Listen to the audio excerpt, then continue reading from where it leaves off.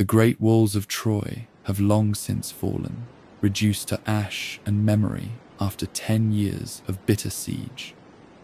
The surviving Greek heroes have all returned across the wine-dark sea, reclaiming their homelands, their thrones, and their lives. All except for one. Odysseus, the brilliant and cunning king of Ithaca, remains lost. For years he has been wandering the vast, unpredictable expanse of the ocean, facing trials that would break an ordinary man. Yet, as our tale opens, Odysseus is not battling monsters or braving fierce storms. He is sitting on the shores of Ogygia, a lush, remote island entirely cut off from the rest of the mortal world. Here, the sea nymph Calypso holds him captive. She is beautiful and offers him immortality, but Odysseus spends his days looking out at the endless horizon, his heart heavy with the longing to see his homeland and his beloved wife Penelope just one more time. The sound of the surf crashing against the rocks is his only companion, a constant reminder of the sea that stands between him and his home. While Odysseus watches the waves, far above the mortal world, a gathering is taking place. High on the serene, cloud-draped peaks of Mount Olympus, the gods sit in council. The air is still and golden. Zeus, the king of the gods, sits upon his throne, reflecting on the fate of mortals. It is here that Athena, the goddess of wisdom, steps forward. She has always favored Odysseus for his sharp mind and careful strategy. With a voice as clear and calm as a mountain stream, she speaks to her father, Zeus. She reminds him of Odysseus, of his piety, and of the profound sorrow he endures on Calypso's isolated shores. She asks that the time of his suffering be brought to an end, that he finally be allowed to cross the dark waters and return to Ithaca. Zeus listens to his wise daughter and agrees. The gods decree that Odysseus shall return. The long journey home is about to begin. But while the heavens decide the fate of the king, his homeland of Ithaca is slowly unraveling in his absence. Across the sea lies the rocky, sun-baked island of Ithaca. The air here smells of pine and sea salt, but the atmosphere within the royal palace is heavy with tension. For years, a large group of noblemen from Ithaca and the surrounding islands have occupied the estate. Believing Odysseus to be dead, these men, known as the suitors, have taken over the halls. They seek the hand of Queen Penelope in marriage, hoping to claim the throne and the wealth of the island for themselves. Day after day they feast. They slaughter Odysseus's cattle, roast the meat over roaring hearth fires, drink his aged wine, and fill the quiet halls with their loud, arrogant voices. Amidst this chaos lives Telemachus, the son of Odysseus. He was only an infant when his father left for Troy, and now he is a young man stepping into adulthood. But he is outnumbered, unsure of his own strength, and helpless to stop the suitors from devouring his inheritance. He sits in the shadows of his own home, dreaming of a father he has never truly known. It is into this quiet despair that Athena arrives. Disguised as a mortal chieftain named Mentes, she crosses the threshold of the palace. Telemachus, honoring the ancient and sacred laws of hospitality, welcomes the stranger. He offers her food, a comfortable wooden chair away from the noisy suitors, and a goblet of rich, dark wine. As they sit together by the warm, flickering light of a hearth fire, Athena speaks words of comfort and quiet power into the young man's mind. She assures him that Odysseus is not dead. She tells him that his father is a man of unmatched resourcefulness, and that he is surely planning his return at this very moment. But she also gives Telemachus a task. She tells him it is time to leave his boyhood behind. He must call an assembly of the island's men, speak out against the suitors, and then take a ship across the sea to search for news of his father. When the stranger leaves, Telemachus feels a profound change within himself. The heavy fog of uncertainty begins to lift. A quiet, steady courage takes root in his chest. The next morning, as the first light of dawn paints the eastern sky in soft shades of rose and gold, Telemachus calls the men of Ithaca to the assembly grounds. It has been nearly 20 years since such a council was held. The men gather in the cool morning air, wrapping their woolen cloaks around them, murmuring in surprise. Telemachus stands before them. He speaks clearly, condemning the suitors for their endless greed and the disrespect they have shown his house. He asks for a ship and a crew, so he might sail to the mainland and find the truth about his father. The suitors, arrogant and unyielding, mock him. They blame Penelope, revealing how she has tricked them for years, weaving a burial shroud by day and unraveling it by night to delay choosing a husband. The rhythmic clack of her loom had been a symbol of her quiet resistance, but now her secret is known. They refuse to leave the palace until she chooses one of them. But as the arguments echo in the square, a sudden silence falls over the crowd. High above, against the pale blue canvas of the morning sky, 2 eagles appear. Sent by Zeus, they circle slowly, gracefully, before suddenly locking talons and tearing at each other's feathers, dropping directly over the heads of the gathered men. It is a striking omen. An elder reads the sign, Odysseus is near, and disaster awaits the suitors if they do not change their ways. Yet the suitors ignore the warning, their pride blinding them to the shifting tides of fate. The assembly dissolves, but Telemachus's resolve is unbroken. Under the cover of the velvet night, with the gentle lapping of the tide against the wooden hull of a swift black ship, he makes his preparations. Guided once more by Athena, this time disguised as his trusted mentor, a crew of loyal sailors is gathered. They load the ship with provisions, heavy clay jars of sweet wine and leather bags of barley meal. As the moon rises, casting a silver, shimmering path across the dark water, they raise the tall pine mast and unfurl the white canvas sail. The wind catches the heavy cloth, pulling it taut. The water sings against the wooden bow as the ship slips away from the shores of Ithaca. Telemachus is sailing into the unknown, venturing out into the vast, starlit sea, taking the first quiet steps in a journey that will change his life and the history of his ancient family forever. As the black ship glides through the dark, quiet waters, the rhythm of the wooden oars rising and falling becomes a steady, hypnotic pulse. The night passes in a peaceful expanse of starlight and sea foam. Slowly, the velvet sky begins to soften, giving way to the pale, golden light of dawn. The sun rises over the horizon, casting a warm, steady glow across the ancient world. Telemachus and his crew arrive at the sandy shores of Pylos. As the hull of their ship gently meets the beach, the air is filled with the scent of sea salt and the fragrant wood smoke of early morning fires. Along the coastline, the people of Pylos are gathered in quiet reverence, offering sacrifices of black bulls to Poseidon, the god of the sea. At the center of the gathering sits King Nestor. He is a man of great age and even greater wisdom, the oldest of the Greek chieftains who fought at Troy. His voice is like a slow, steady river, calm, deep, and comforting. When he sees the strangers arriving on his shores, he does not ask their names or their business. First, in the ancient tradition of hospitality, he invites them to sit upon soft fleeces spread over the sand. He offers them roasted meat and sweet, warming wine poured from heavy golden cups.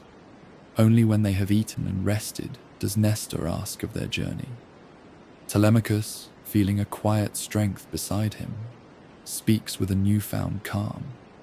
He asks the old king for any news of his father, Odysseus. Nestor leans back, his eyes reflecting the flickering light of the hearth fires. He speaks of the past, his words weaving a tapestry of memories from the long years on the battlefield. He remembers the brilliance of Odysseus, his unmatched strategies, and the deep bond they shared. Yet, as the story winds down, Nestor sighs softly. He tells Telemachus that after the walls of Troy fell, the Greek fleet was scattered by angry, unpredictable seas. He knows nothing of where Odysseus might be, or if he still walks the earth. However, the old king's wisdom offers a clear path forward. He tells Telemachus to travel inland to the great city of Sparta to seek out King Menelaus. Menelaus was the last of the kings to return home and might have gathered news from the far reaches of the world. Nestor offers his own son, Pisistratus, to guide the young prince, along with a chariot and strong, steady horses for the journey. The next morning, as the sun begins its slow arc across the sky, Telemachus and Pisistratus set out. The rhythmic sound of the horses' hooves against the packed dirt road becomes a soothing, repetitive melody. For 2 days, they travel across the rolling hills and quiet valleys of the Peloponnese. The landscape shifts from sun-drenched plains to cool, shadowed mountains, until finally, as twilight paints the sky in deep shades of indigo and violet, they arrive at the gleaming city of Sparta. The palace of King Menelaus is a vision of ancient wealth. Even in the fading light, the high walls seem to glow. As Telemachus steps inside, he is surrounded by the quiet luxury of polished bronze, glowing amber, ivory, and silver. The air is warm, scented heavily with cedar and burning oils. Menelaus, a king who has seen the very edges of the world, welcomes the young travelers. Soon his wife, the famous Queen Helen, descends from her high-roofed chamber. She brings with her a sense of profound grace. Her handmaidens arrange a soft chair for her and bring a silver basket filled with fine spun yarn. As they sit together in the ambient light of the great hall, stories of the past begin to surface.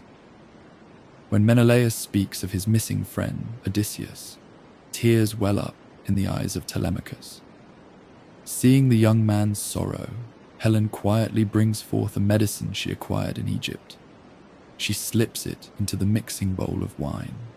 It is a calming herb, one that gently washes away all pain, anger, and heavy memories, bringing a deep, peaceful comfort to the mind. Drinking the soothing wine, the atmosphere in the hall becomes soft, relaxed, and entirely still. Menelaus then tells his own tale of his long journey home. He speaks of being stranded on the distant, windless shores of Egypt. There, he was forced to capture Proteus, the ancient old man of the sea. Menelaus's voice drops to a slow, mesmerizing cadence as he describes waiting in the cool, damp sea caves among the resting seals. He tells of wrestling the shape-shifting god, holding on tightly as Proteus transformed into a lion, a serpent, a panther, a rushing river, and a towering leafy tree. Finally, the exhausted god relented and spoke the truth of the fates. It was from the old man of the sea that Menelaus learned the fate of Odysseus. The god revealed that the king of Ithaca was still alive. He is trapped on a beautiful, remote island, held by the nymph Calypso, lacking a ship or a crew to carry him over the broad back of the sea. But he is alive. For the first time in his life, Telemachus has a piece of truth to hold on to. The heavy burden of not knowing begins to lift from his shoulders. He sleeps that night in the sheltered portico of the palace, under warm woolen blankets, enveloped in the deep, restful quiet of Sparta. But back across the sea, on the rugged island of Ithaca, the night is not as peaceful. The suitors have discovered that Telemachus has sailed away. Realizing the boy is growing into a threat, they scheme in the shadows. They prepare a ship to wait in ambush in a narrow rocky strait, intending to strike him down on his journey home. Queen Penelope learns of their dark plot and is entirely overcome with a paralyzing grief. She weeps in her upper chamber, the darkness of the night pressing in around her. Yet the gods are watching over the royal house. As Penelope finally falls into an exhausted slumber, Athena shapes a phantom in the likeness of Penelope's sister. The phantom glides into the dark bedroom, hovering softly by the head of the heavy wooden bed. In a voice as gentle as a night breeze, the phantom whispers to the sleeping queen, telling her to set her fears aside. She promises that Telemachus travels under the watchful protection of the goddess of wisdom herself. Penelope's breathing slows. The tension releases from her hands. A profound, dreamless peace settles over her, wrapping her in absolute comfort as the ancient world slumbers under the vast, starry sky. As the ancient world slumbers, dawn breaks once more over the serene peaks of Mount Olympus. The air is crisp and pure. Athena steps forward again in the council of the gods, reminding them of the man who has spent 7 long years stranded on a distant shore. Zeus, wrapped in his quiet majesty, nods in agreement. He summons Hermes, the messenger of the gods, and commands him to deliver a decree to the nymph Calypso. She must finally let Odysseus go. Hermes binds his golden sandals to his feet. He dives from the snowy heights of Olympus, skimming low over the crests of the waves like a seabird. The ocean below him is a deep, tranquil blue, capped with soft, creamy sea foam that gently rises and falls with the tide. Soon he arrives at the island of Ogygia. It is a place of deep, ancient tranquility. As Hermes approaches Calypso's cavern, the rich, warm scent of burning cedar and sandalwood drifts through the cool morning air. The entrance of the cave is draped in a thick canopy of vines, heavy with plump, dark grapes. Crystal-clear springs bubble up from the earth, their gentle murmuring weaving together with the sweet, melodic sound of Calypso singing. She moves back and forth at her loom, the golden shuttle making a soft, rhythmic clicking sound against the fine threads. But Odysseus is not inside the fragrant cave. As always, he sits alone on the rocky shore.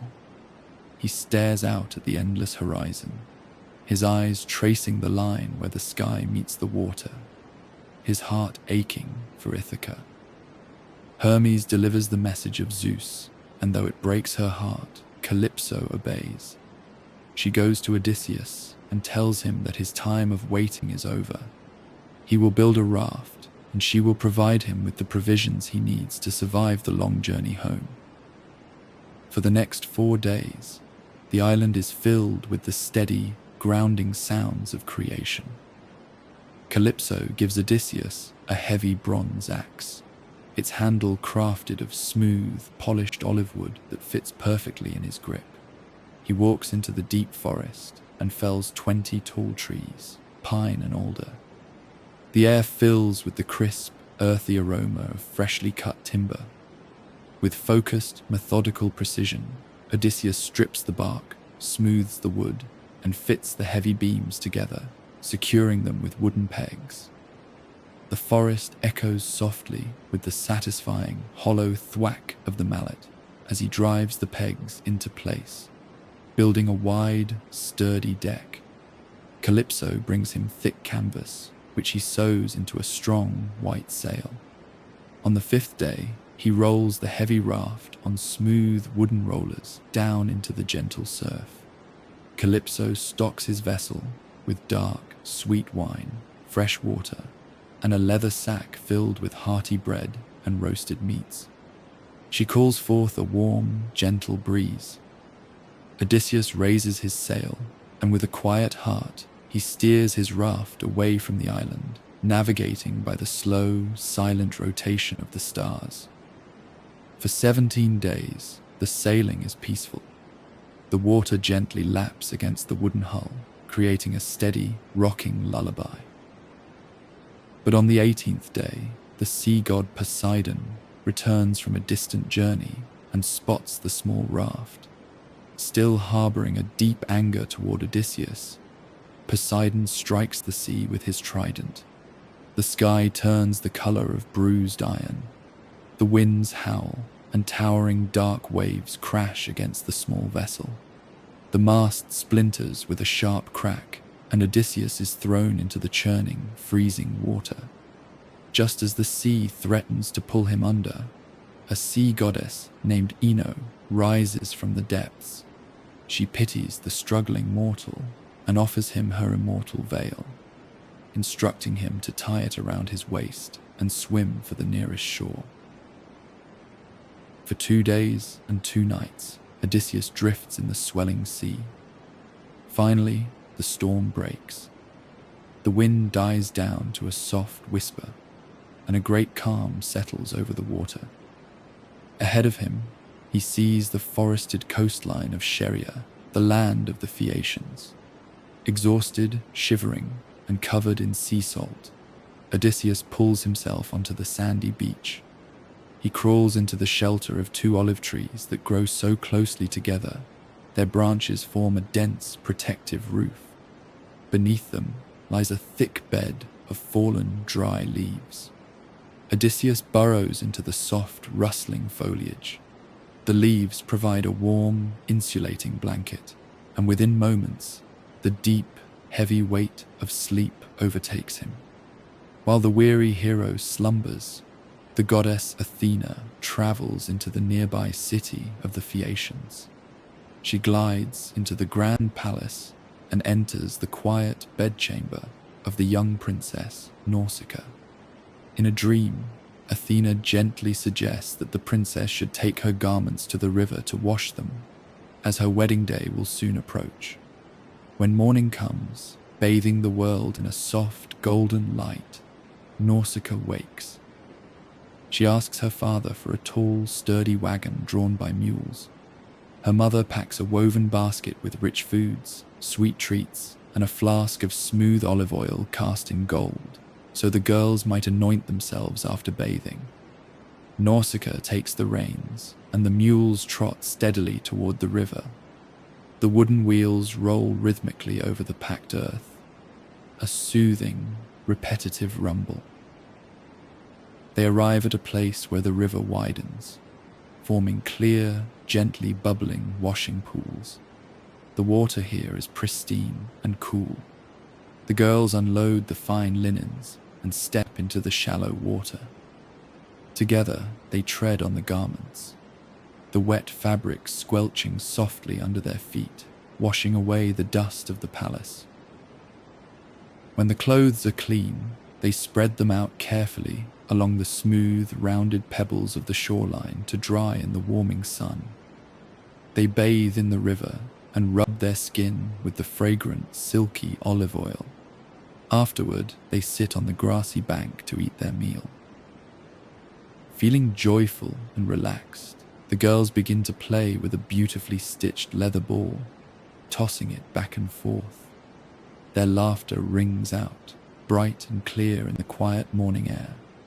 Suddenly, a stray throw sends the ball splashing into the deep currents of the river. The girls let out a sharp cry of surprise. The sound cuts through the dense foliage, waking Odysseus from his deep slumber under the olive leaves. Disoriented and cautious, he breaks off a leafy branch to cover himself and steps out from the shadows of the trees. He is a startling sight, weathered by the sea, his hair matted with salt. The handmaidens scatter in fear along the curving beaches, but Nausicaa stands firm. Athena has planted a quiet courage in her heart. Odysseus speaks to her with careful, gentle reverence. He praises her beauty, comparing her to a fresh, blossoming palm tree he once saw growing beside the altar of Apollo. He politely asks for directions to the city and for a simple rag to cover his shoulders. Recognizing his noble spirit beneath his rough exterior, Nausicaa welcomes him. She calls her maidens back, providing the stranger with clean, soft tunics and the golden flask of oil. Odysseus bathes in the river, washing away the heavy crust of the sea. He massages the rich, soothing oil into his tired muscles, dressing in the fresh, clean garments. When he returns, he looks transformed, standing tall and restored. Nausicaa invites him to follow her wagon back toward the city, instructing him to wait in a sacred grove just outside the gates, so he may enter the palace alone and seek the favor of her parents, the king and queen. As the sun begins to dip lower in the sky, casting long, peaceful shadows over the lush fields of Scheria, Odysseus follows the rhythmic, comforting sound of the wooden wagon wheels, walking slowly toward a new beginning, and hopefully a safe passage home. As the sun dips below the horizon, painting the evening sky in deep hues of violet and rose, Odysseus waits in the quiet shelter of the sacred grove. The wind rustles gently through the silver leaves of the poplar trees, a soft, whispering sound that settles his weary mind. When the time is right, he steps out from the shadows and begins the walk toward the towering gates of the Phaeacian city. To protect him from the wary eyes of the islanders, the goddess Athena descends once more. She wraps Odysseus in a soft, enchanted sea mist. It is a thick, cool fog that shields him entirely from view, allowing him to walk unseen through the bustling harbor, past the grand ships, and through the quiet, stone-paved streets, leading him straight to the doors of the royal palace. And what a palace it is! As Odysseus stands before the threshold of King Alcinous, he pauses, struck by a deep sense of wonder. The walls of the great hall are forged of solid bronze, catching the fading evening light and reflecting a warm golden glow. A frieze of deep blue lapis lazuli lines the ceiling, resembling the night sky. The doors are made of beaten gold, framed by towering pillars of gleaming silver. On either side of the entrance sit intricate, immortal guard dogs, crafted by the smith god Hephaestus himself. Forged from gold and silver, their metallic surfaces are cool and smooth to the touch, standing as silent, eternal protectors of the house. Beyond the courtyard lies a magnificent, sprawling orchard. It is a place of perpetual abundance, where the seasons never fade. Here, the sweet, heavy scent of blooming blossoms mixes effortlessly with the rich aroma of ripening fruit. Pear trees, pomegranates, and apple boughs hang heavy with their colorful bounty. Sweet figs and dark, plump olives grow continuously. Beneath the trees, 2 crystal-clear springs bubble up from the earth.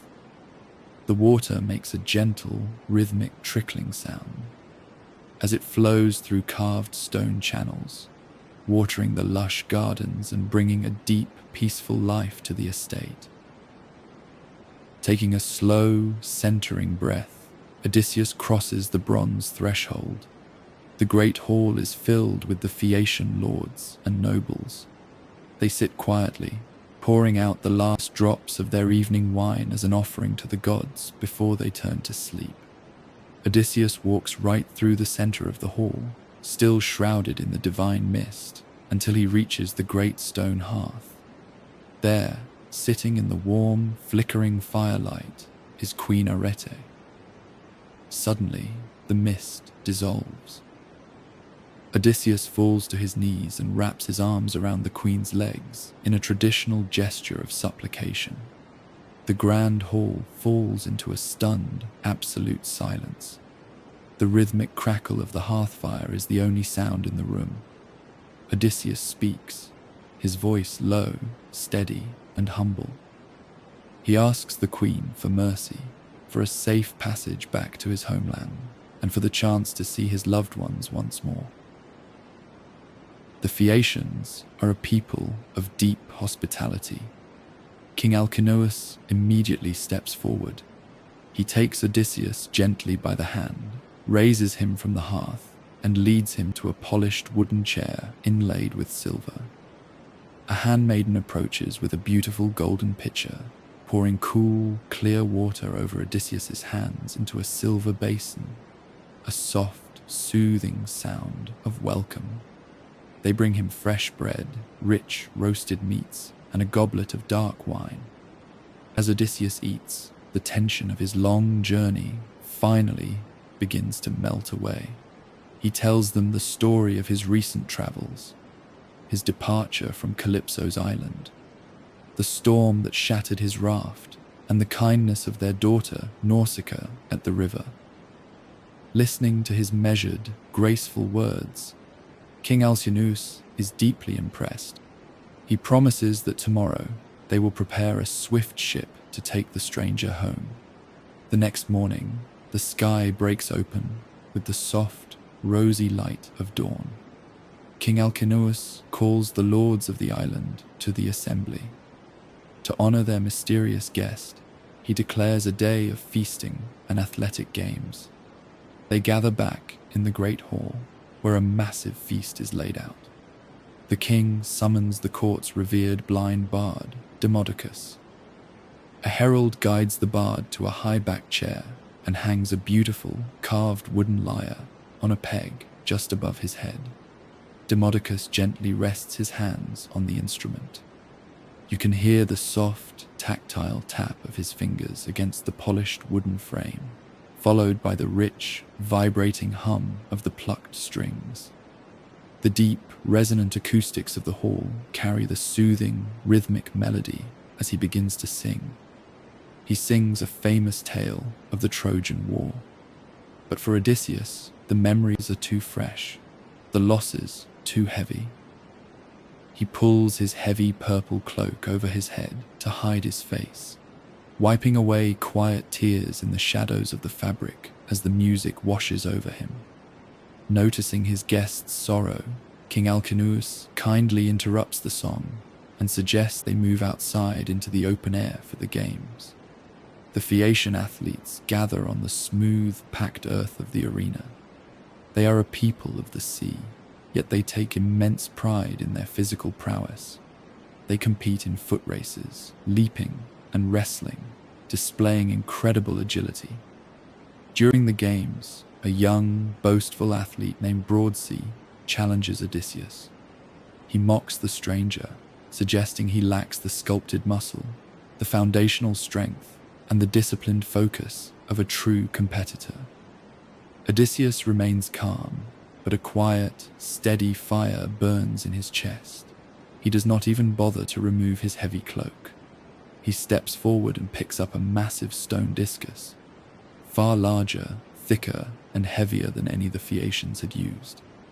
With a fluid, powerful motion, born of years of grueling physical conditioning, he spins and releases the heavy stone.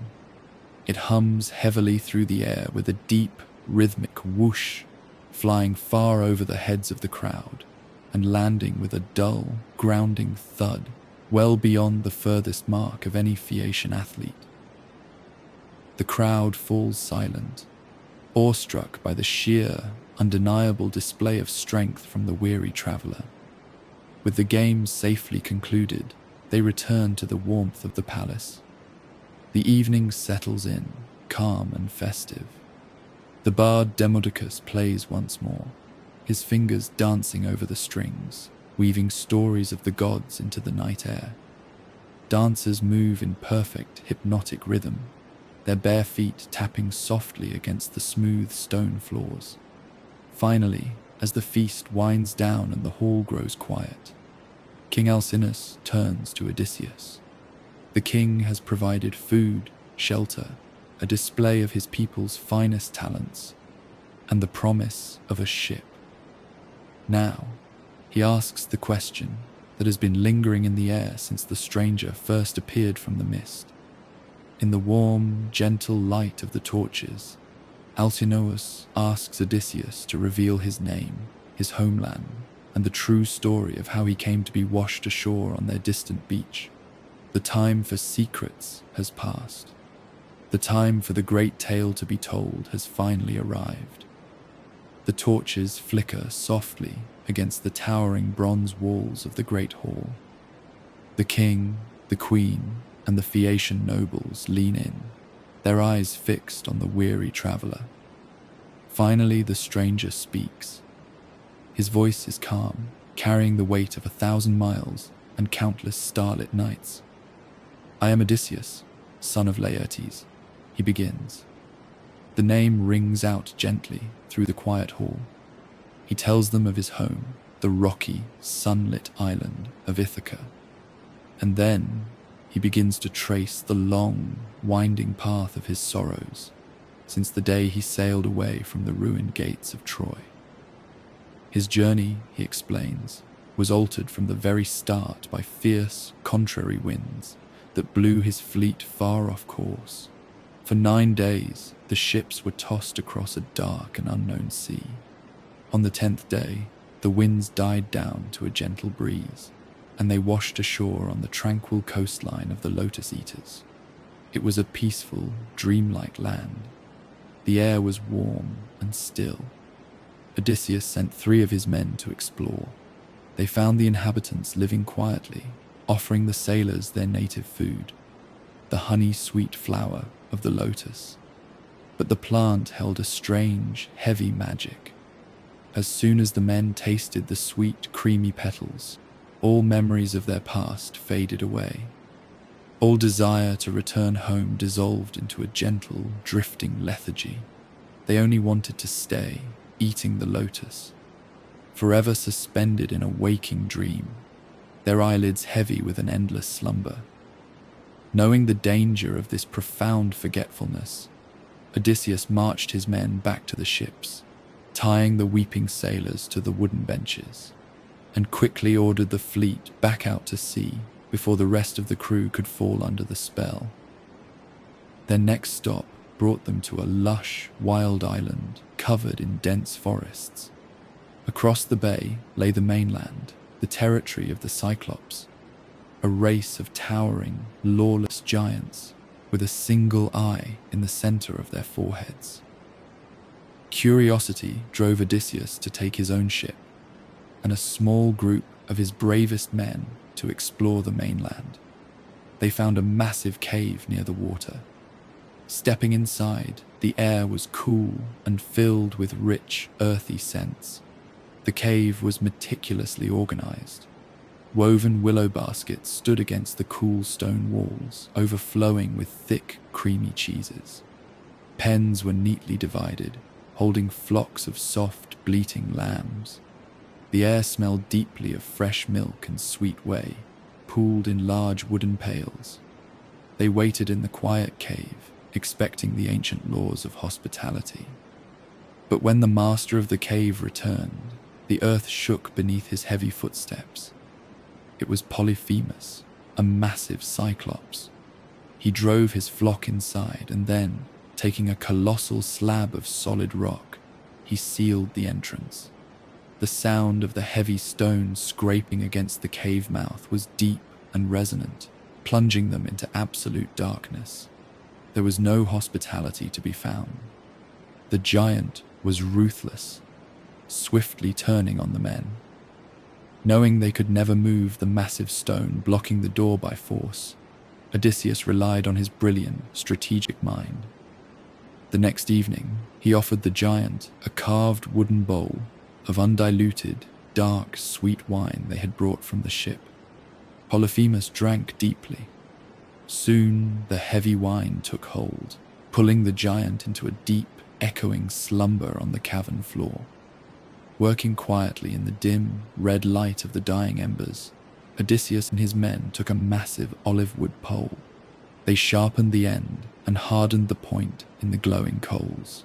Moving with quiet, desperate precision, They drove the wooden stake into the giant's single eye, blinding him.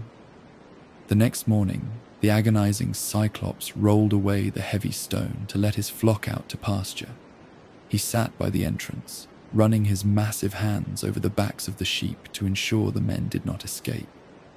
But Odysseus had tied his men beneath the bellies of the thick-fleeced rams. As the sheep walked out into the cool morning air, Odysseus clung firmly to the thick, soft wool of the largest ram. The rhythmic breathing of the animal masked his own, and he passed safely out of the dark cave and back to the waiting ship. The fleet sailed on, arriving next at the floating bronze island of Aeolus, the keeper of the winds. Aeolus was a generous host. To ensure Odysseus a safe journey, he captured all the fierce, howling winds and bound them tightly inside a large oxhide bag, tying it shut with a shining silver cord. He left only the gentle west wind free, blowing a soft, steady breeze to carry the ships toward Ithaca. For 9 days, the ships glided smoothly over the water. They sailed so close to Ithaca that Odysseus could see the men tending the watchfires on the shore. Exhausted by the long watch, he finally closed his eyes to sleep. But his crew, believing the heavy leather bag was full of silver and gold, untied the silver cord. Instantly, the trapped winds roared out, creating a massive, swirling hurricane that blew the ships all the way back to the island of Aeolus, who refused to help them a second time. Driven back into the unknown, they suffered a devastating encounter with the Laestrygonians, a race of giant cannibals who hurled massive boulders from the high cliffs, shattering all the ships in the harbor. Only Odysseus's black ship, moored cautiously outside the cove, managed to escape. Heartbroken and weary, the single remaining ship arrived at the island of Aegea. The air here was heavy with the scent of wild herbs and ancient magic. Odysseus sent a scouting party into the dense oak forest. In a sunlit clearing, they found a house made of smooth, polished stone. Around it roamed wolves and mountain lions, but they did not attack. They only fawned and wagged their long tails, acting like docile, sleepy hounds. From inside the stone house came the sweet, echoing sound of a woman singing, accompanied by the smooth, rhythmic click-clack of a golden shuttle weaving a fine, immortal web on a large wooden loom. It was Circe, a powerful enchantress. She welcomed the men inside and offered them a warm, creamy porridge made of cheese, barley, pale honey, and wine, but she had mixed a dark drug into the food. Once they ate, she struck them with her wand, and their bodies transformed into the shape of swine, though their human minds remained trapped inside. When Odysseus learned of this, he marched into the forest alone. On the shadowed path, the god Hermes appeared to him, handing him a magical herb called moly, a plant with a black root and a flower as white as milk. This herb would protect his mind from Circe's magic. When Odysseus drank Circe's potion, he remained unchanged. Realizing she had met a mortal whose mind matched her own power, Circe surrendered. She restored his men, anointing them with a soothing, fragrant oil that made them appear younger, taller, and stronger than before. Recognizing their deep, bone-weary exhaustion, Circe invited them to stay. For an entire year, the crew rested in the stone house, feasting on rich meats and sweet, dark wine, letting the quiet, enchanted peace of the island heal their battered spirits. But as the seasons turned, the men longed for home. When Odysseus asked Circe for help to finally leave, she gave him a chilling instruction. Before he could sail for the sunlit shores of Ithaca, he had to undertake one more journey, not across the world of the living, but across the dark, silent river of Oceanus, to the mist-shrouded shores of the underworld. The wind carried the black ship to the very edge of the world, leaving the warm, sunlit waters behind. Odysseus and his men sailed into the deep, perpetual fog of the Cimmerians, a land where the sun never pierces the thick, cooling mist. The air grew heavy, damp, and perfectly still. The only sound was the gentle, rhythmic parting of the dark water against the wooden hull. They arrived at the barren shores where the great underground rivers converge. Following Circe's careful instructions, Odysseus stepped off the ship and drew his bronze sword. In the soft, dark earth, he dug a trench. Around it, he poured libations to honor the dead, a soothing offering of sweet milk, thick golden honey, mellow dark wine, and a dusting of pure white barley. From the deep shadows, the shades of the departed began to gather, drawn by the offerings. Among them was the blind prophet Tiresias, holding a golden scepter. His voice was calm, echoing softly, like water dripping in a deep stone cavern. Tiresias drank from the trench and spoke the truth of the journey ahead. He told Odysseus that his path home would be narrow and fraught with danger, guided by the anger of Poseidon. But there was a way to survive. The prophet gave him a strict, unwavering warning. When the ship reached the island of Thrinacia, they would see the golden cattle of the sun god grazing in the lush meadows. No matter how hungry or exhausted the men became, they must not harm those sacred animals, or the ship and the crew would be entirely destroyed. Before leaving the foggy shores, Odysseus experienced a moment of profound, quiet sorrow.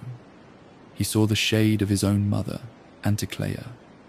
He did not know she had passed away during his long years at war. They spoke across the trench. She told him of his father, Laertes, who slept in the ashes of the hearth out of grief, and of his wife, Penelope, who still waited patiently in the quiet halls of Ithaca. 3 times Odysseus reached out, his heavy heart longing to hold her. But 3 times she slipped through his arms like a shadow, like a gentle, fading dream. She softly explained that this was the way of mortals when the fire of life went out. With a heavy but resolute spirit, Odysseus led his men back to the ship. They sailed away from the edge of the world, returning briefly to Circe's island to rest and gather her final advice for the perils that lay ahead. When dawn broke, painting the sky in pale streaks of gold, they set sail once more. The breeze was light, pushing them smoothly across the water.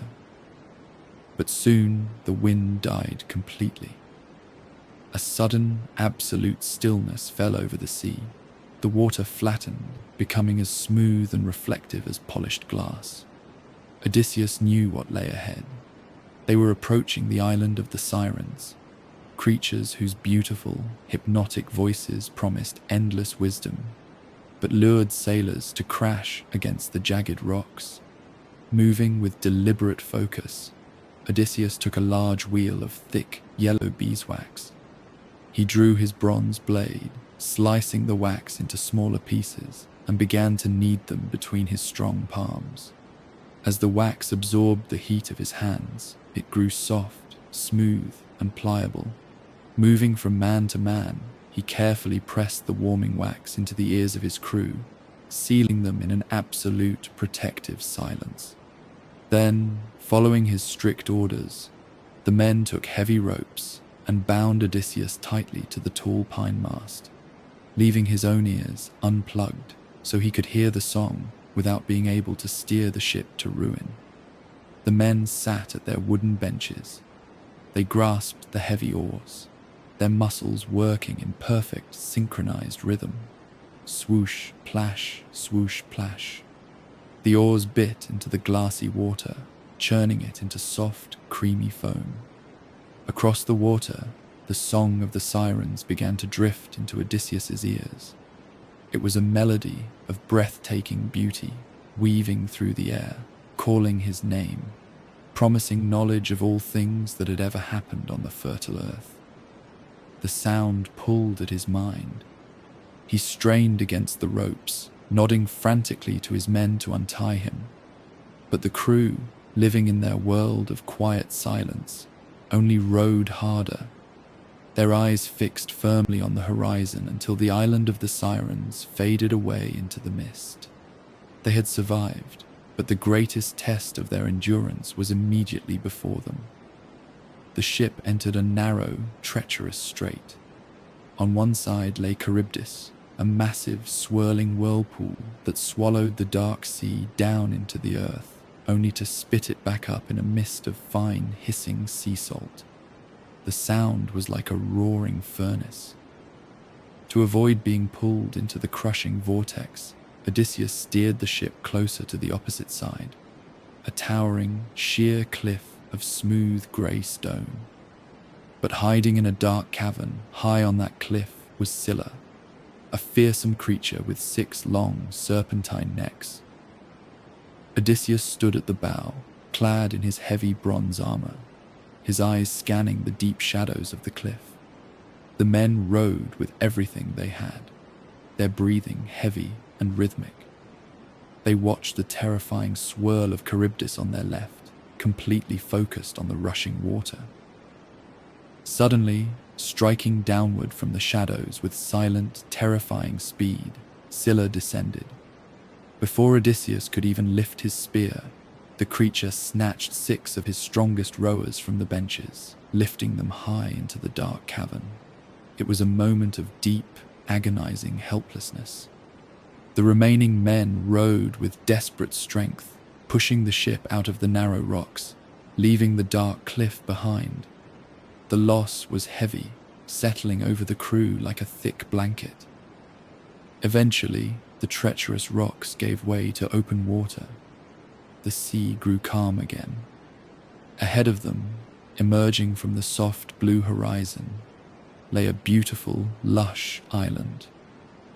As they drew closer, the gentle breeze carried the distant, peaceful sound of lowing cattle and bleating sheep. They had reached Thrinacia, the island of the sun god. The sun beat down warmly on the green meadows, painting the world in a quiet, golden light, setting the stage for a choice that would determine the fate of the entire crew. The voice of Odysseus fades into the quiet expanse of the great bronze hall. He briefly shares the final, sorrowful chapter of his journey, how his starving men, unable to resist their hunger, slaughtered the sacred golden cattle of the sun god. He tells of the devastating storm that followed, splintering his ship and leaving him as the sole survivor, drifting on a piece of wreckage until he washed ashore on Calypso's island. His long tale has finally caught up to the present moment. The Phaeacian lords and nobles sit in absolute silence. The flickering light of the hearth fire casts long, gentle shadows across their faces. They are mesmerized by the weight of his journey. King Alcinous, moved by the hero's endurance, promises him a safe and swift passage home. The next day passes in a quiet, organized rhythm as the Phaeacians prepare their finest ship. When the sun begins to set, painting the sky in deep, restful shades of indigo, Odysseus walks down to the harbor. The crew has prepared a bed for him on the smooth wooden deck of the ship, layering soft, woven rugs and fine linen sheets so he might rest peacefully during the voyage. Odysseus lies down, looking up at the darkening sky as the first stars begin to appear. The men take their places at the wooden benches. With a synchronized, rhythmic motion, they raise their oars and bring them down into the water. Swoosh, plash, swoosh, plash. The ship glides forward, incredibly swift and perfectly smooth. As the rhythmic sound of the oars fills the night air, a profound, heavy slumber falls over Odysseus. It is a sleep so deep, so absolute and dreamless that it washes away the tension of 20 years of wandering. He lies perfectly still, wrapped in the warm linens, carried safely across the dark expanse of the sea. Before the night is over, the ship sails into the quiet, sheltered harbor of Phorcys on the island of Ithaca. The water here is calm, surrounded by steep, protective cliffs. The Phaeacian sailors quietly pull the ship onto the sandy shore. Moving with careful, silent reverence so as not to wake him, they lift the sleeping king from the deck. They lay him gently on the cool, soft sand of his homeland. Next to him, they place the heavy bronze tripods, the pure gold, and the woven garments they gifted him. Then, without a word, they row back out to sea, leaving him in perfect peace. When Odysseus finally opens his eyes, the morning air is cool and crisp, but he does not immediately recognize his surroundings. The goddess Athena has shrouded the island in a thick, silvery mist to protect him while she finalizes her plans. The shoreline looks strange and unfamiliar through the heavy fog. For a moment, his heart sinks, believing he has been left on yet another unknown shore. But as he walks along the beach, Athena approaches him. The mist begins to swirl and thin, lifting gently like a veil. Slowly, the shapes of the landscape reveal themselves. He sees the curving harbor, the familiar ancient olive tree at the head of the cove, and the forested slopes of Mount Neriton rising into the sky. After 20 long years, Odysseus is finally standing on the soil of Ithaca. He drops to his knees, pressing his hands into the warm earth, a deep, silent gratitude filling his chest. Athena helps him hide his rich treasure deep within a cool, dry cave near the harbor. Then she touches him with her wand. In an instant, his appearance changes. His skin wrinkles, his hair thins, and his bright eyes grow dull. She dresses him in a tattered, heavy cloak and hands him a smooth wooden staff. He is completely transformed into an old, weathered beggar.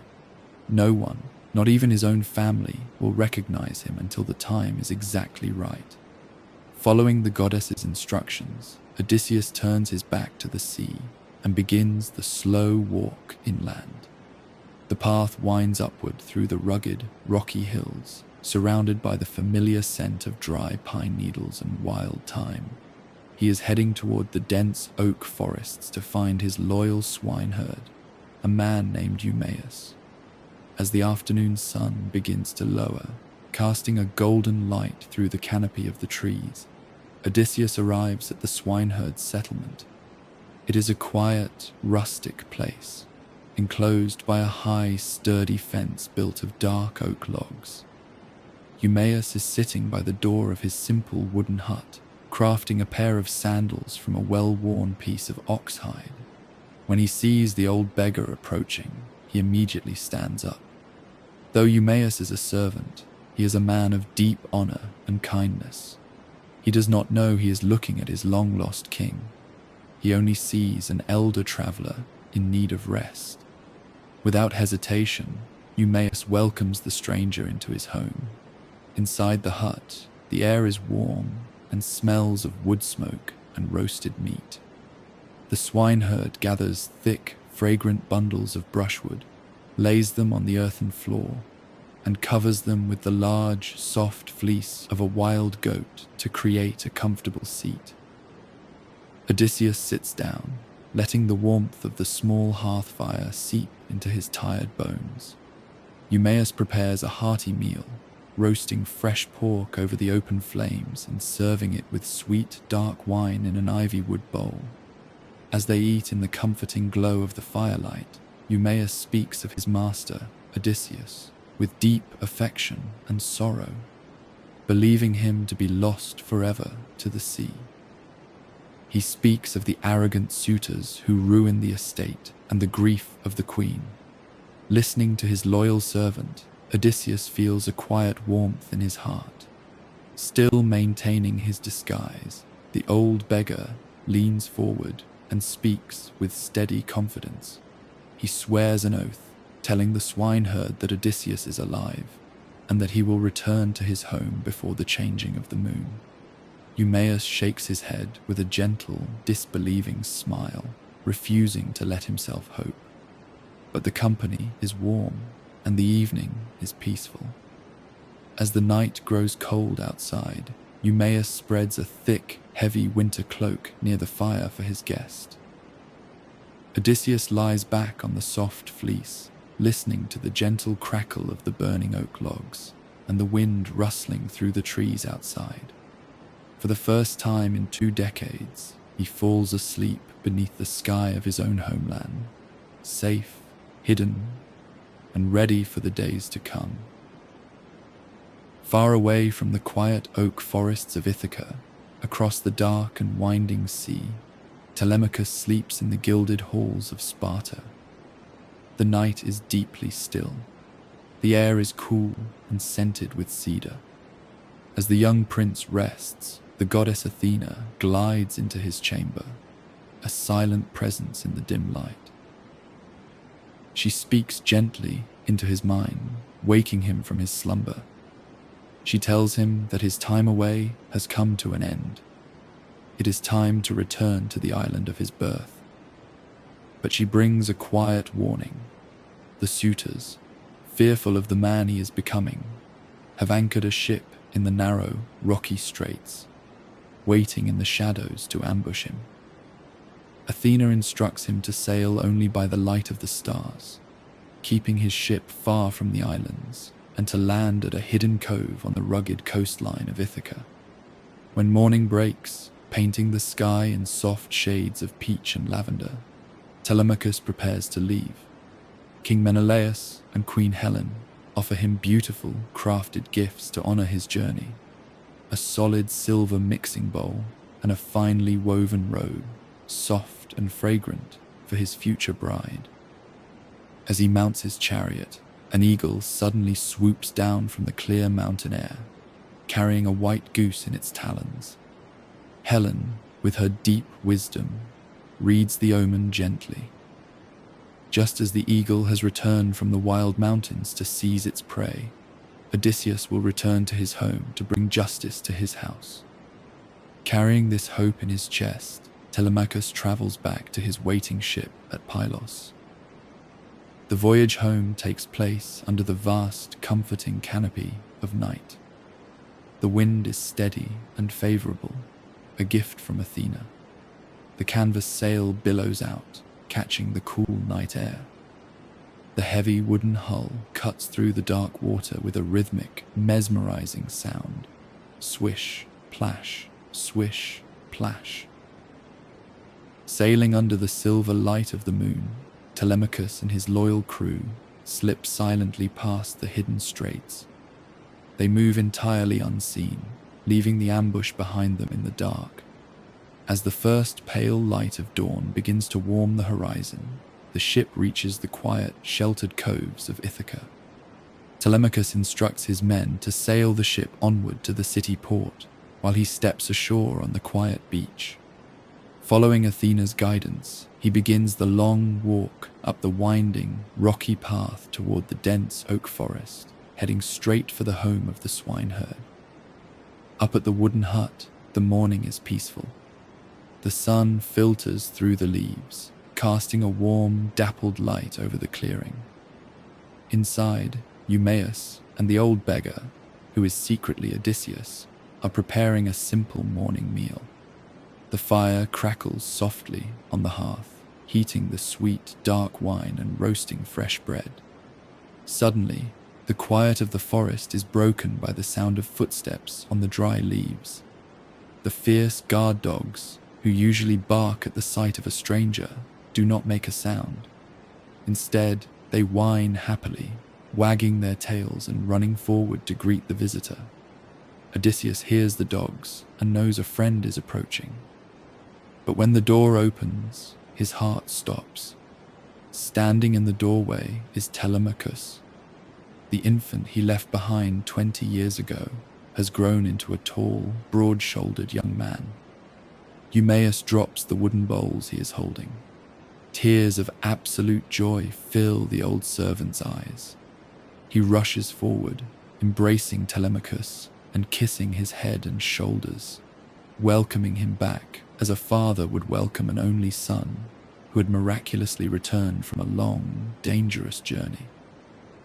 Odysseus sits quietly by the fire, watching this embrace, a profound and heavy emotion swelling in his own chest. Telemachus steps into the warm hut. Seeing the young prince, the old beggar rises slowly to offer his seat. But Telemachus, showing the gentle hospitality that marks a true king, raises a hand. He tells the stranger to sit and rest, insisting that they will make another seat for him. They share the morning meal together. The atmosphere is warm, safe, and deeply comforting. After they eat, Telemachus asks Eumaeus to go down to the palace in the city. He needs the swineherd to secretly tell his mother, Penelope, that he has returned safely from the sea, but to let no one else hear the news. Eumaeus puts on his heavy leather sandals, takes his wooden staff, and walks away down the forest path, leaving the young prince and the old beggar entirely alone in the quiet hut. Outside, the wind rustles softly through the oak branches. Athena approaches the door. She is invisible to Telemachus, but Odysseus sees her clear, bright form. She nods to him, a silent signal that the time for hiding is over. Odysseus steps outside the hut. Athena touches him gently with her golden wand. Instantly, the disguise melts away. The heavy wrinkles smooth out. His thinning grey hair becomes thick and dark, and the tattered rags turn into a pristine, finely woven cloak. His tall, powerful frame is restored to its full, heroic glory.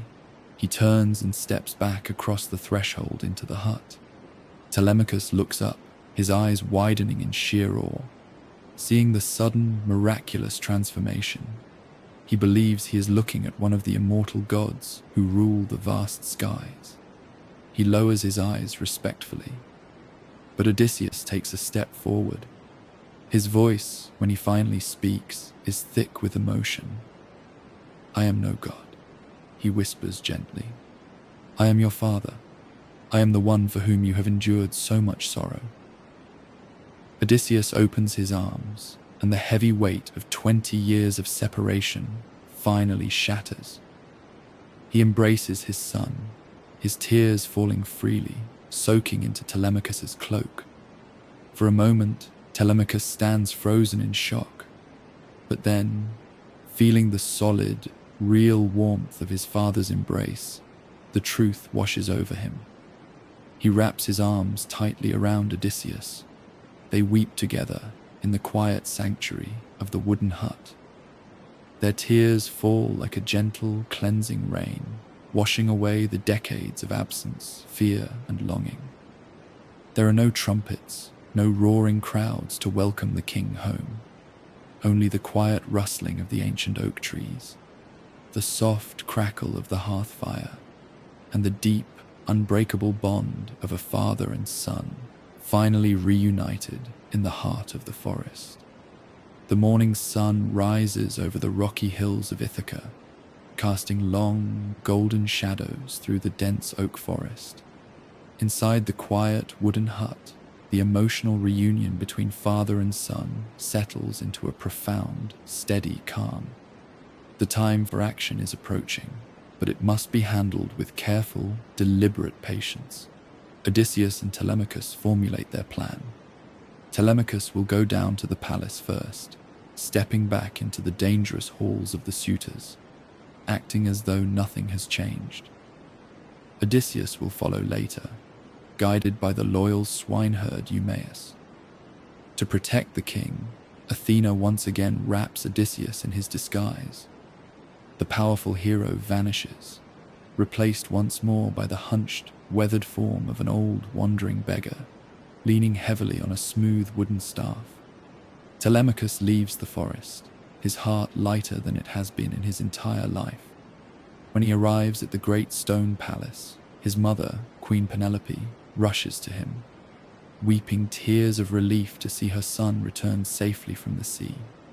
Telemachus embraces her, offering gentle words of comfort, though he carefully keeps the great secret of his father's return locked safely in his chest.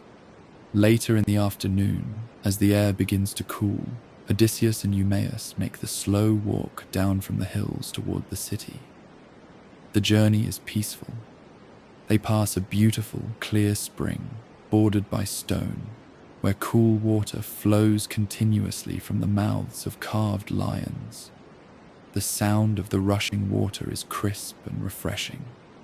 Eventually, they reach the towering gates of the royal estate. The heavy scent of roasted meat and the loud, echoing sounds of the suitors' feast drift out into the courtyard. Odysseus pauses, leaning on his staff, taking in the sight of his own home after 20 years of wandering. As they stand near the gates, a quiet, heartbreaking moment unfolds. Lying in the dust, resting on a pile of dry straw, is an old dog named Argos. Odysseus had bred and trained him as a young pup before leaving for Troy. Now, Argos is ancient, blind, and forgotten by the careless servants of the house. But as Odysseus steps closer, the old dog's ears twitch.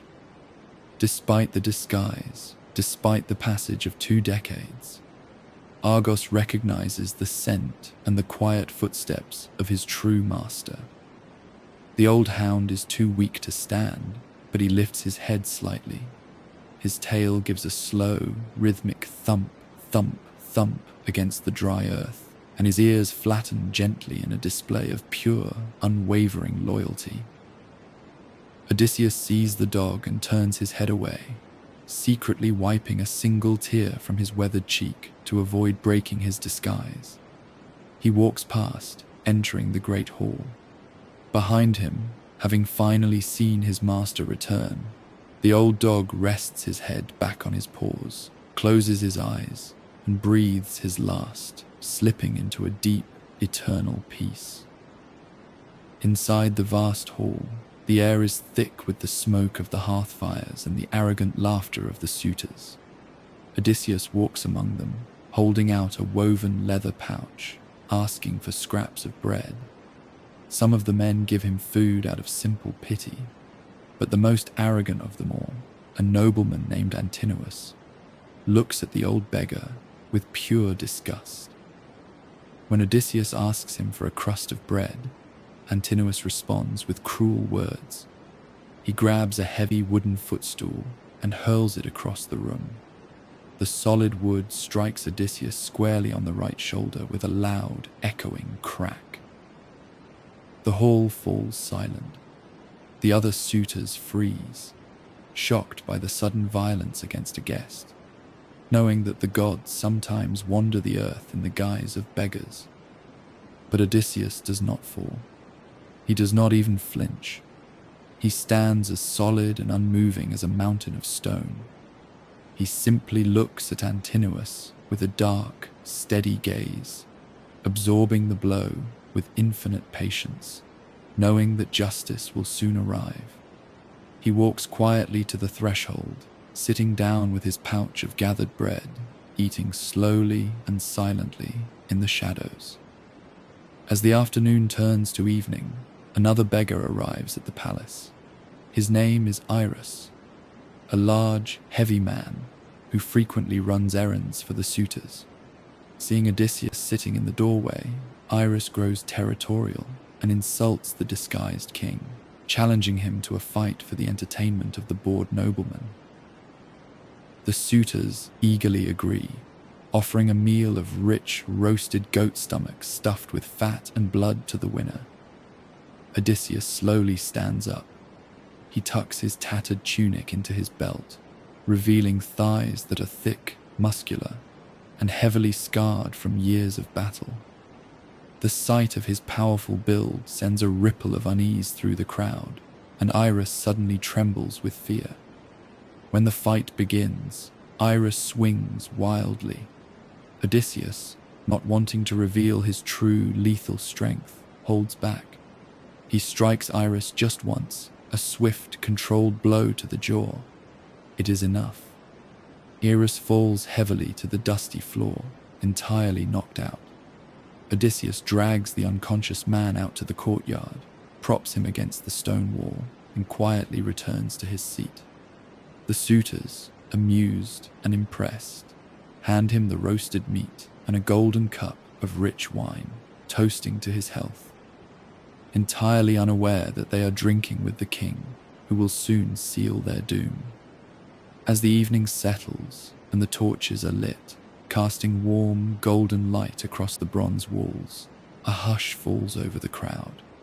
Descending the grand wooden staircase is Queen Penelope.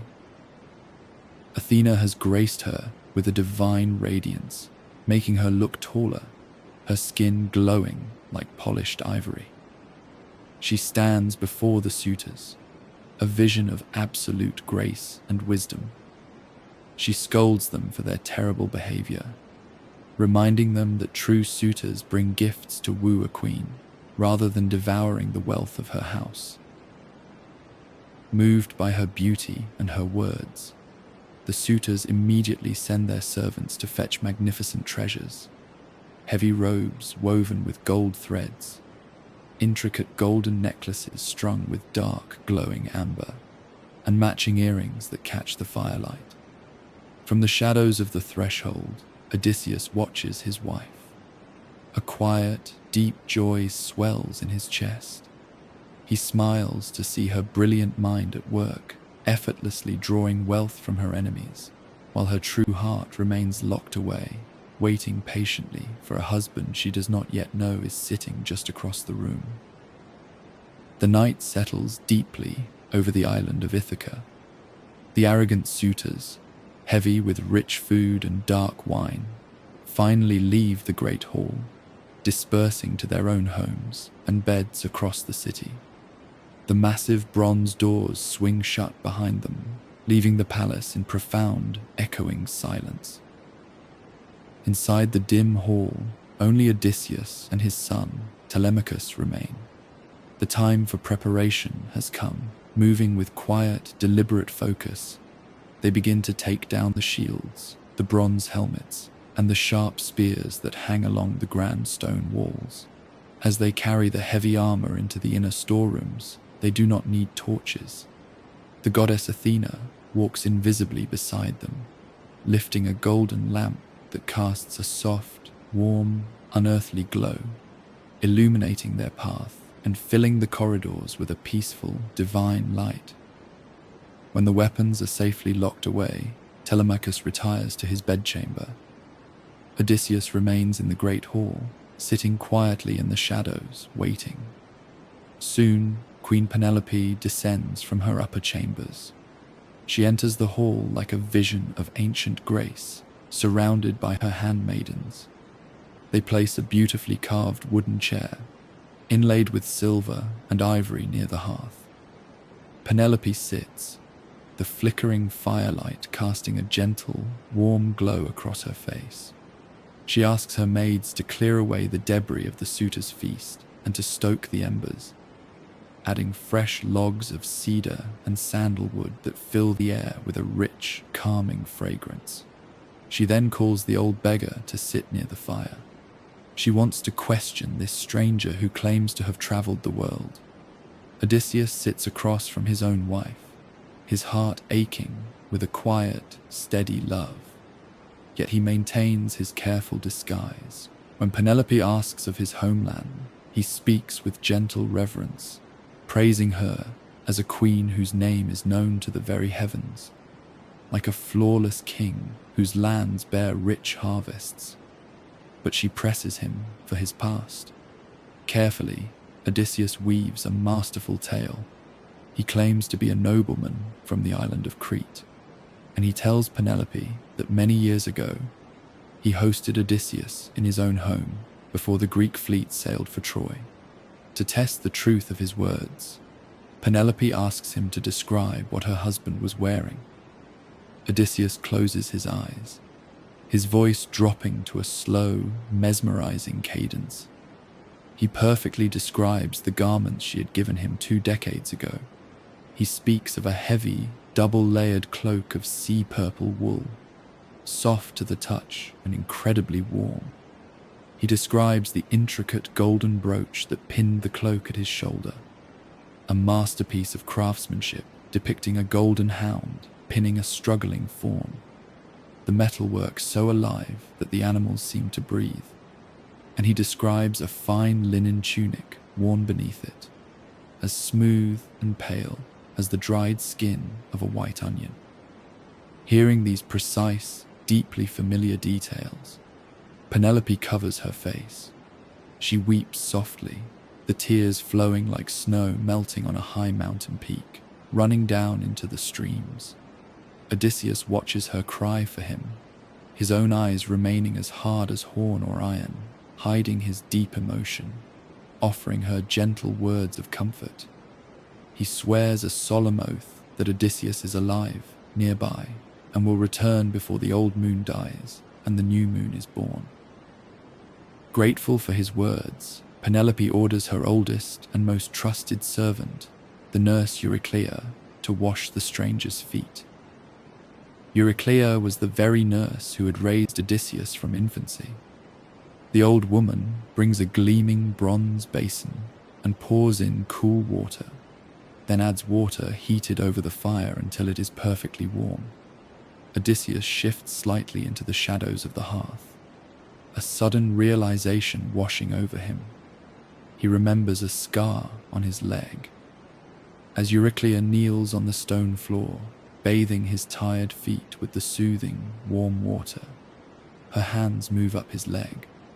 Her fingers trace a long, jagged scar just above his knee, a wound he had received from the white tusk of a wild boar during a hunting trip on Mount Parnassus in his youth. The old nurse's hands freeze. She drops his foot. The heavy bronze basin clangs loudly against the stone floor, the water spilling out in a dark pool. Joy and shock flood her face. She looks up, her eyes wide, realizing the beggar is her beloved king. Before she can cry out, Odysseus reaches down, his strong hand gently but firmly grasping her throat, hushing her. He leans in close, his voice a soft, urgent whisper. He tells her that the gods have brought him home, but she must remain absolutely silent to protect his life and his plan. Trembling with devotion, the loyal nurse nods, swearing to keep his secret as solid as stone. The crisis averted, Penelope speaks again from her chair by the fire. She does not know what has just transpired in the shadows. She tells the beggar that she can no longer endure the siege of her home. The time for waiting is over. Tomorrow she will bring out the great, curved bow of Odysseus. She will set up 12 iron axes in a row. Whichever suitor can easily string the massive bow and shoot a single arrow cleanly through the 12 axe heads will become her new husband. Odysseus, his heart beating with a quiet, fierce determination, encourages her. He tells her not to delay the contest, for Odysseus himself will arrive before any of those men can string the bow. Penelope bids him goodnight, ascending the wooden stairs to her bedchamber, where Athena gently grants her the sweet, heavy gift of sleep. Odysseus takes his rest in the open portico of the palace. He lies down on an untanned ox hide, covering himself with the thick, soft fleeces of sheep. The night air is cool and still, but his mind is racing, tossing and turning with the weight of the battle to come. Just as his restlessness peaks, Athena descends from the heavens. She stands above his head, her presence a wave of absolute grounding peace. She speaks to him with a voice like a soft breeze, assuring him that she will stand beside him in the chaos and that victory is certain. Under the soothing reassurance of the goddess, Odysseus finally closes his eyes. The tension leaves his muscles. His breathing slows into a steady, rhythmic rise and fall, and he sinks into a deep, restorative slumber. resting to gather his strength for the dawn that will change the fate of Ithaca forever. The first light of dawn filters through the high windows of the palace, casting long, pale beams across the quiet stone floors. The day of reckoning has arrived. Deep within the palace, Queen Penelope descends into the cool, dark sanctuary of the inner storeroom. The air here is perfectly still, rich with the scent of aged cedar and polished bronze. She reaches for a beautifully crafted bronze key, its handle shaped like a delicate curve of ivory. With a smooth, deliberate motion, she slides the key into the lock of the heavy oak doors. As she turns it, the ancient bolts slide back with a deep, satisfying clack, and the doors swing open, singing a low, resonant note that echoes through the quiet room. There, resting in its polished wooden case, lies the great bow of Odysseus. It is a masterpiece of ancient craftsmanship, made from the dark, polished horns of a wild goat, bound together with perfect precision. Penelope lifts it carefully. It is heavy, cold, and smooth to the touch. Holding the weapon that once belonged to her husband, she rests her head against the wood and lets a few quiet tears fall in the dim light before composing herself. She carries the bow and the heavy quiver of iron-tipped arrows down into the great hall.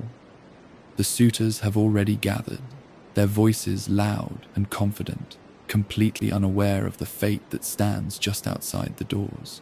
Penelope stands before them, presenting the bow, and announces the contest. Telemachus steps forward to prepare the ground. With a heavy bronze blade, he digs a long, perfectly straight trench in the packed earth of the hall. He places the 12 iron axes in a flawless line, measuring by eye to ensure they are perfectly aligned.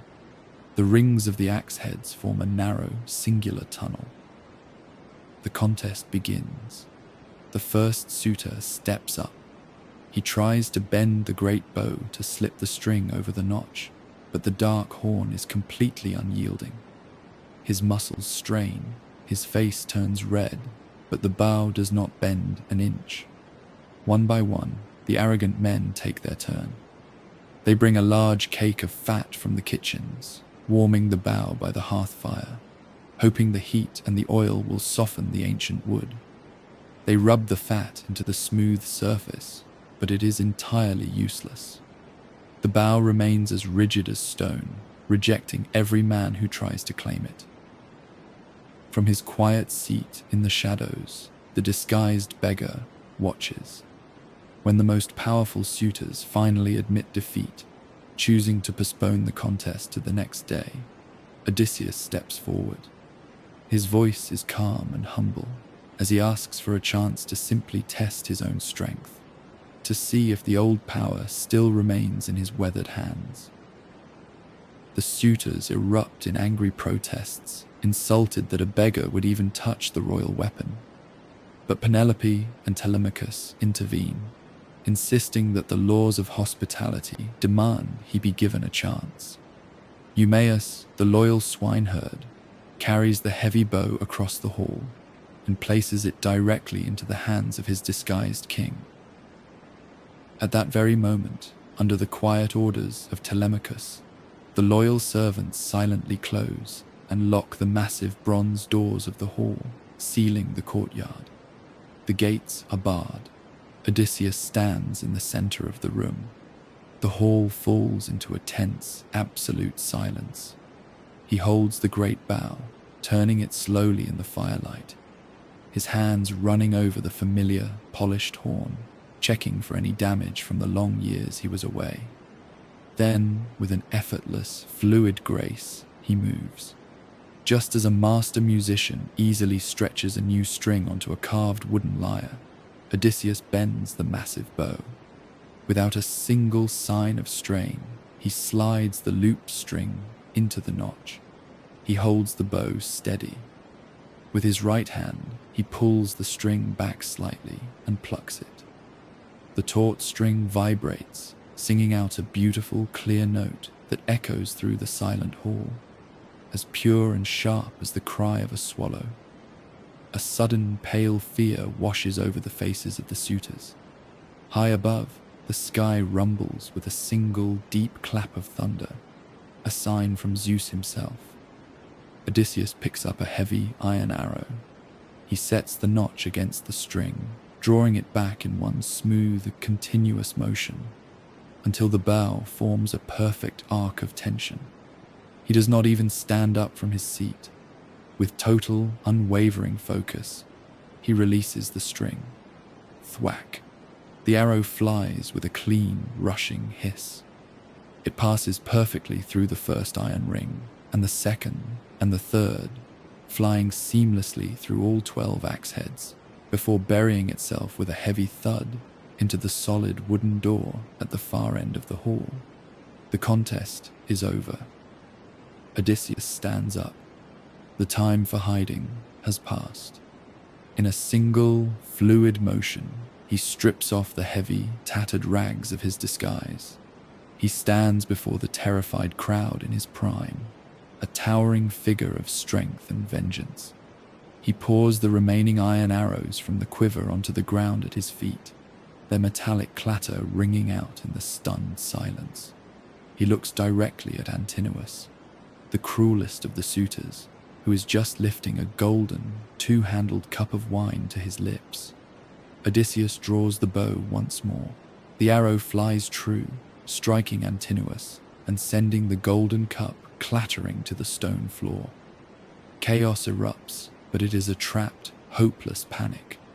The suitors leap up, looking frantically to the walls for the shields and spears that usually hang there, but the walls are completely bare. They are unarmed, locked inside a stone hall with a king who has endured 20 years of suffering to reach this exact moment.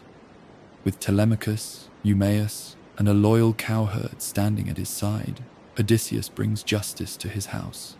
The battle is a swift and terrible storm. Arrows fly with deadly precision. When the arrows run out, Telemachus brings bronze spears and heavy shields from the storeroom. They stand shoulder to shoulder, a unified front of divine retribution.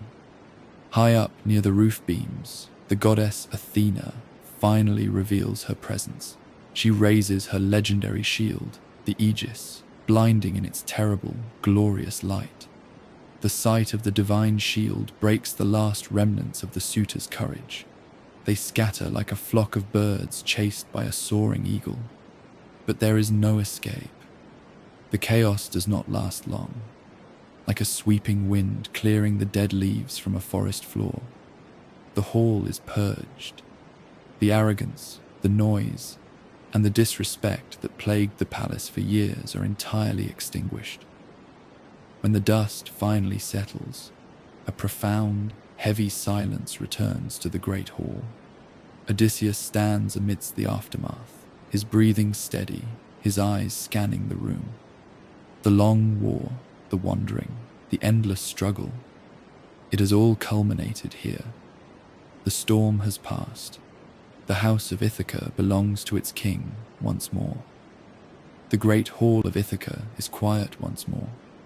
The heavy, chaotic storm has passed, leaving behind a profound and absolute silence. The long battle is over, and the palace is finally free. Odysseus asks the loyal servants to bring a bronze brazier and pure sulfur. He cleanses the great hall, the smoke rising in slow, fragrant plumes, purifying the ancient stone walls and washing away the dark memories of the suitors. The air grows clear and still, settling into a deep, restorative peace. Upstairs, the loyal nurse, Eurycleia, hurries into Queen Penelope's bedchamber. Her heart is fluttering with a joy she has not felt in 20 years. She gently wakes the sleeping queen, telling her that the long-awaited moment has finally arrived. Odysseus has returned, and the house is safe. But Penelope's heart has been guarded for too long.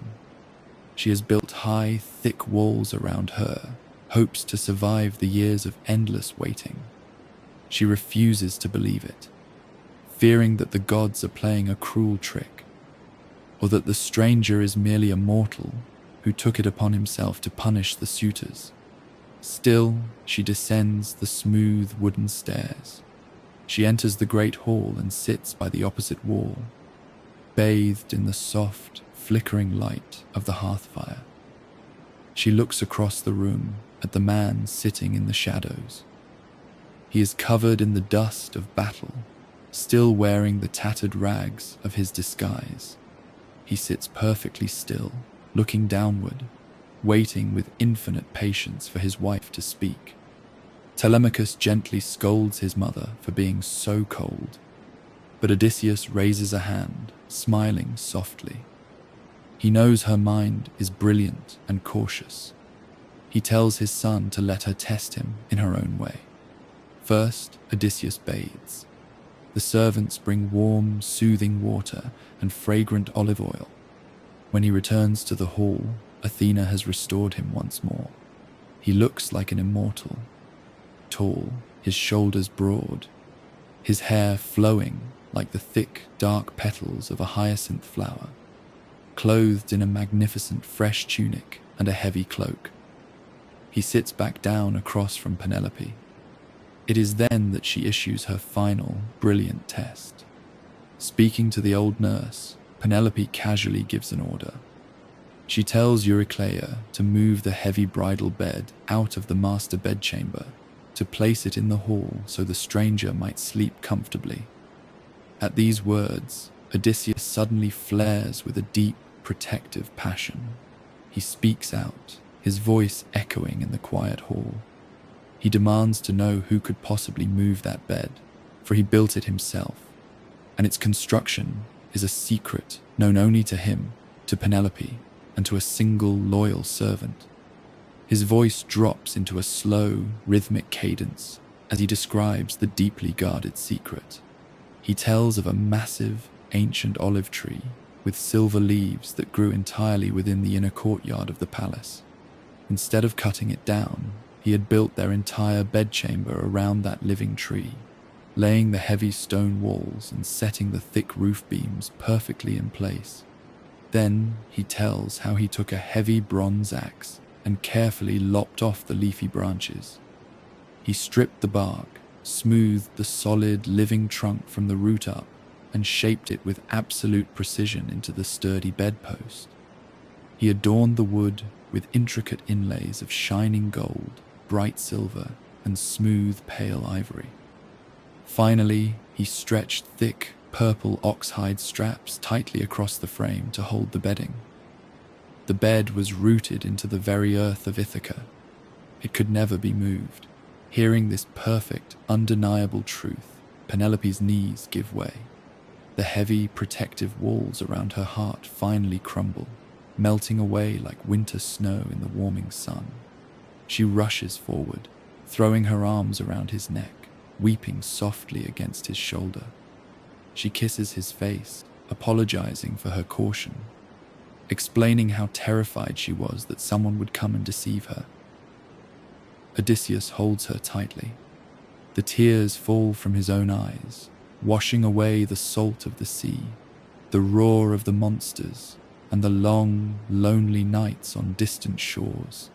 It is a feeling of absolute, grounding safety, like a shipwrecked sailor who has fought the crashing waves for days and finally feels the warm, solid sand beneath his feet. Odysseus is finally, truly home. That night, as they lie in the great olive tree bed, sharing the stories of their long years apart, the goddess Athena grants them one final, quiet gift. She holds back the dawn. She keeps the golden horses of the morning waiting below the horizon, allowing the velvet night to stretch on, giving the king and queen a long, peaceful expanse of time to simply rest in each other's arms. When the sun finally rises, casting a warm, gentle light over the island, Odysseus has one last journey to make. He leaves the city and walks out into the lush, quiet countryside. He is going to find his father, Laertes. he finds the old king in a terraced orchard. Laertes is wearing a worn, patched tunic and heavy leather gloves to protect his hands from the brambles. He is kneeling in the rich, dark soil, carefully tending to a young plant. Odysseus approaches slowly. Seeing his father so weathered and worn by grief breaks his heart. After a brief, gentle conversation to test the old man's spirit, Odysseus reveals himself, showing the scar on his leg and reciting the exact number of pear, apple, and fig trees his father had gifted him when he was a small boy, following him through this very garden. Laertes faints from the overwhelming joy. Odysseus catches him, holding him close until the old man's breath steadies and his eyes open to the beautiful reality of his son's face. But back in the city, the families of the fallen suitors have gathered. Fueled by anger, they arm themselves and march toward the countryside, seeking revenge for the loss of their sons. They arrive at the orchard, their bronze armor clashing in the quiet morning air. Odysseus, Telemachus, and Laertes stand together, 3 generations of kings ready to defend their home one last time. A brief clash begins, but before the violence can take root, the sky opens. Athena, the goddess of wisdom, descends from the heavens. She stands between the 2 forces, her voice ringing out with a serene, unquestionable authority. She commands the men of Ithaca to drop their weapons. She tells them to let go of their anger, to shed no more blood, and to forge a lasting pact of peace. Hearing the voice of the divine, the men are filled with a sudden, overwhelming awe. The heavy bronze swords and ashwood spears slip from their hands, falling to the soft earth with a quiet thud. The anger drains from their hearts, replaced by a profound, settling calm. Athena establishes a deep, enduring covenant of peace between the king and his people. The long cycle of war and vengeance is finally broken. The sun shines warmly over the olive trees and the quiet, winding paths of the island. The winds are gentle. The sea, which had tested the hero for so many years, now laps softly and peacefully against the sandy shores. The great journey is over. The wanderer has found his rest. And now, as the story of Ithaca fades into the gentle, rhythmic turning of the ancient world, it is time for you to find your rest as well. Let the quiet peace of the island wash over you. Let your mind drift on the calm, steady waters of the night, knowing that all is well, all is safe, and the long day is finally done. Sleep well.